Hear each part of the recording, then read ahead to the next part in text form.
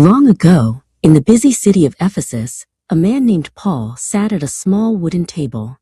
His heart was full of love for his friends in the city of Corinth, but he was also worried. He had heard that the church there was struggling. They were arguing and acting like a family that had forgotten how to be kind.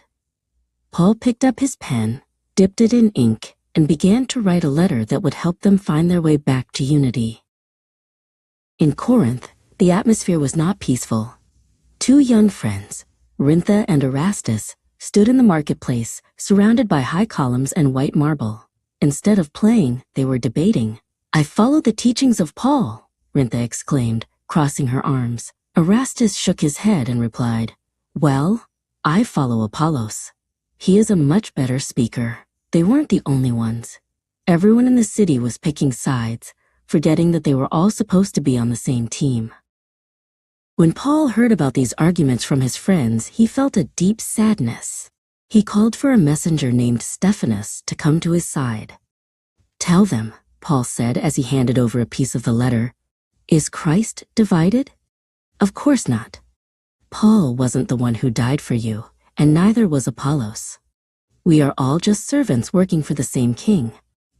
Paul knew that the only way to stop the fighting was to remind them who they truly belonged to. Paul wrote about wisdom next. The people in Corinth loved to show off how smart they were with big words and fancy ideas. But Paul explained that God's wisdom is different. To the world, the message of Jesus on the cross looks like weakness or foolishness. But to those who believe, it is the greatest power in the universe. Paul wanted them to stop bragging about human smarts and start marveling at God's amazing plan. "You are like a building," Paul wrote to the Corinthians. He explained that a house is only as strong as what it sits on.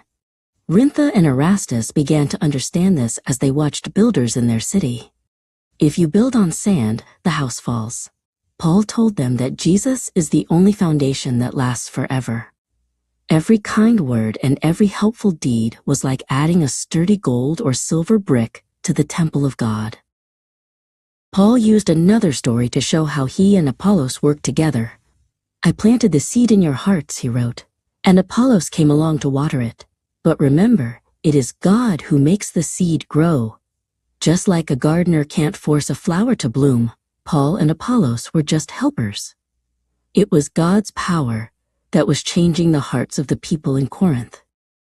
Paul reminded the church that they were special. "Don't you know that you are God's temple?" he wrote. He explained that the Holy Spirit lived inside them. This meant they should treat themselves and each other with great respect. Rintha and Erastus realized that if God lived in their friends, they shouldn't be mean or selfish. They decided to treat their church like a beautiful, holy place where everyone was welcome. Paul also talked about the choices he made. As an apostle, he had the right to ask for help or money, but he chose to work with his own hands instead. He did this so that nothing would get in the way of people hearing the good news. He compared his life to an athlete. "In a race, everyone runs," Paul wrote, "but only one gets the prize. Run in such a way as to get the prize."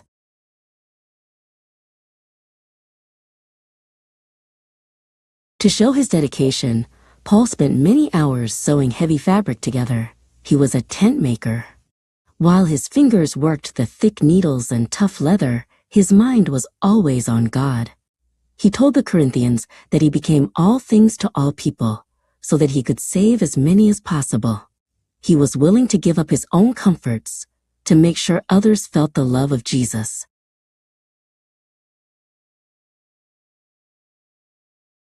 Finally, the letter arrived in Corinth. Rintha and Erastus gathered with the others to hear it read aloud. The argument stopped as they realized that being right wasn't as important as being united. Paul's words reminded them that they were one body, working together for one God. From that day on, whenever they felt like arguing, they remembered Paul's letter and chose to run their